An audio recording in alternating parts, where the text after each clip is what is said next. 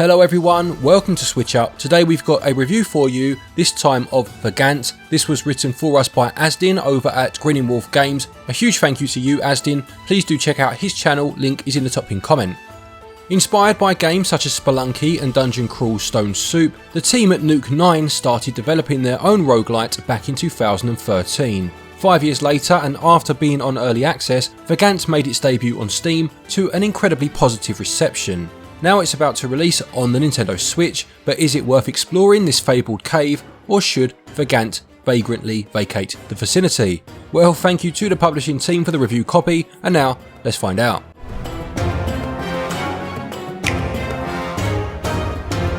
A recent rumour has it that a certain cave at the edge of the woods guards an unfathomable treasure. While a handful of intrepid adventurers have ventured into the cave already, none have ever returned.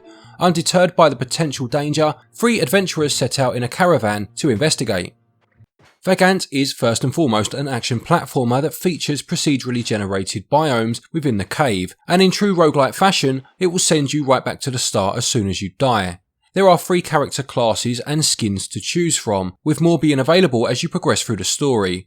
These are the Knight, who's equipped with a huge sword, the Mage, who can cast spells and begins with a staff, and finally there is the Rogue, who is swift and uses a dagger or bow to defeat anything that stands before him. As one would expect with these games, each character will have their own stats and playstyle. Regardless of which class you choose, the abilities to use all kinds of equipment is available, which in turn allows for tons of experimentation. You must find the level exit in order to progress, and whilst you do, there are many secret walls to discover, loot to find, and enemies of course to kill. There is no right or wrong way to carry out the simple task as long as you do not perish whilst doing it. When you have gone through the exit, you'll end up in the connecting corridor, which has an unlit bonfire, and upon interacting with it, it will restore 20 health points. You will also have the chance to save and quit that run at this location.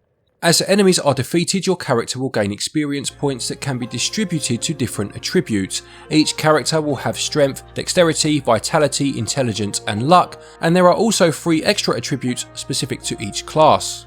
If you have played something like La Mulana before, you will be aware of paying attention to the multiple traps that can be triggered by a lapse of concentration, ending your run with an instant kill, and games such as Spelunky and Cave Blazers definitely sprang to mind in terms of the overall gameplay. Each level will have a shop, a boss that drops a key for the huge chest, multiple shrines, and possibly a fairy to rescue. As the enemies drop gold coins, these can be used to buy a myriad of loot that will either help or slightly hinder you due to their random enchantments, but there are scrolls that can be used to identify the properties of potions and items, which help mitigate any unwanted effects. You can steal from the shop owner like I did on a run. I felt very clever with myself as I ran towards the exit of the level and evaded the shopkeeper, although the joke was definitely on me, as a bounty of 500 gold and an instant attack from the next shopkeeper taught me that even in this dank, dark, uninviting cave, cheaters definitely never prosper. Although the permadeath aspect of the game might be off-putting, and you will die a lot, don't get me wrong, the deeper you venture into the cave, the more progress points will be added to your level, thus unlocking backgrounds with each level obtained. Now these backgrounds are the game's selectable run modifiers that will either give you an edge in combat or equip you with better weapons or stat boosts. There are some quite crazy ones to try out, including turning all chests into friendly mimics, allowing you to then command your treasure-filled army of little ankle biters. Vagante can be played cooperatively with friends both locally and online, and although I didn't have a chance to test this during the writing of this review, I can see this being a fun experience, especially with 4 players. The game is tough at first, and apart from the tutorial there isn't any other means of learning crucial elements other than of course trying them out for yourself. Like so many roguelites before it, Vagante teaches you how to stand up and take the first step, but the rest of the long journey has to be carried out by you.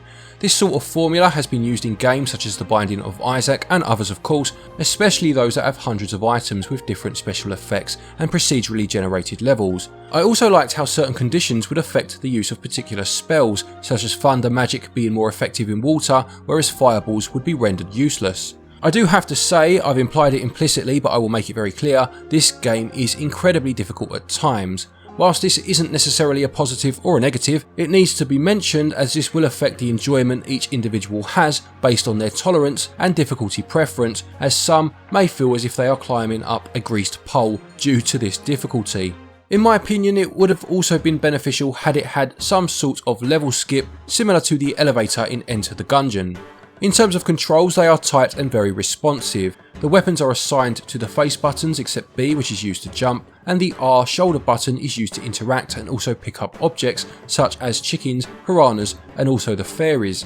Luckily for the most part, controls are easy to pick up and respond well to commands, and it's also worth mentioning that your character can hold onto ledges as well. There was though a strange issue where the control inputs would become unresponsive if I ever went back to the Switch's home screen and then returned to the game after a few moments. This issue has been reported and will hopefully be patched as soon as possible. Gameplay is fun, compelling and incredibly difficult. It scores 18 out of 20. Controls are tight and responsive, and hopefully the home screen issue will be patched soon. They score 17 out of 20. The pixelated artwork uses a repertoire of coloured squares to bring the game to life. This is evident in the illustration of the initial loading and title screen, and due to the nature of the game you will be surrounded by shadow for most of your playthrough, making the screen pretty dark.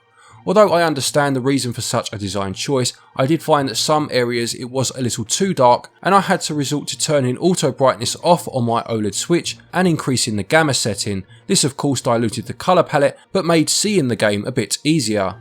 To be fair, at other times the developers have found the balance of light and dark in levels, where it's dark enough that you cannot see too far into the distance, but at the same time you are given enough notice to see enemies or traps that you may be headed towards. The special effects and animations overall have a decent fluidity to them, as to be expected by the style they went for, and the physics when triggered, like the flow of water, act accordingly. There were no frame drops during my time playing the game, although I did feel that some elements were easier to read than others because of the font size. There is an option to increase it whilst playing in handheld mode, although I personally didn't really notice much of a difference when I toggled this option. The music is decent and enjoyable, but again there was an issue with the boss music where it would not kick in at all, removing all music from the level entirely. This happened quite often and saw the level music return once the boss had been defeated. Although not a major issue, it was slightly detrimental to the experience as the boss music really helps elevate the urgency of the fight or flight feeling. Again, the publisher is aware and a patch hopefully will fix this issue. Visuals make a good use of their pixelated style, although they can be a bit too dark in places, and they score 15 out of 20. Audio serves its purpose well, although the boss music glitch lets things down a tad and it scores 14 out of 20. Vagante costs £11.59 and regional equivalents are on your screen now. It's a very addictive game and fans of the genre and style will definitely enjoy it. The minor technical issues I mentioned, although never game breaking, do make the game feel slightly overpriced by just lowering the impression that the production values give, and this is a shame. Unfortunately, as I said, I wasn't able to try out the multiplayer, but if it works well, the current price would certainly be justified. As it stands, I would say that £9.99 is about the sweet spot, but the price it has gone for is not too far from this. Finally, there is no physical edition available as things stand, and value gets 17 out of 20. To conclude, Vagante is a game that definitely graces the eShop and stands shoulder to shoulder with some of the great roguelites already available.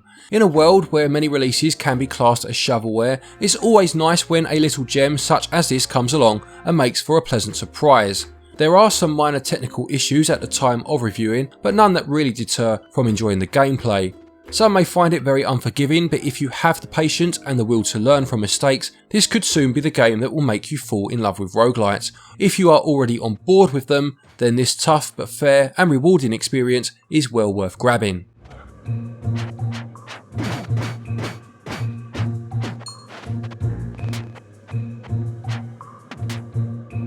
Vagante gets a SwitchUp score of 81%. Thank you everybody for watching this review. I hope you enjoyed it. Please do remember to leave a like if you did. A big thank you to Azdin once again for writing this review for us, and again please do check out his channel, perhaps subscribe while you're there, link is in the top pinned comment. A quick thank you to our Patreons as always for your continued support, and to each and every one of you for watching our videos. Take care and until next time, happy gaming.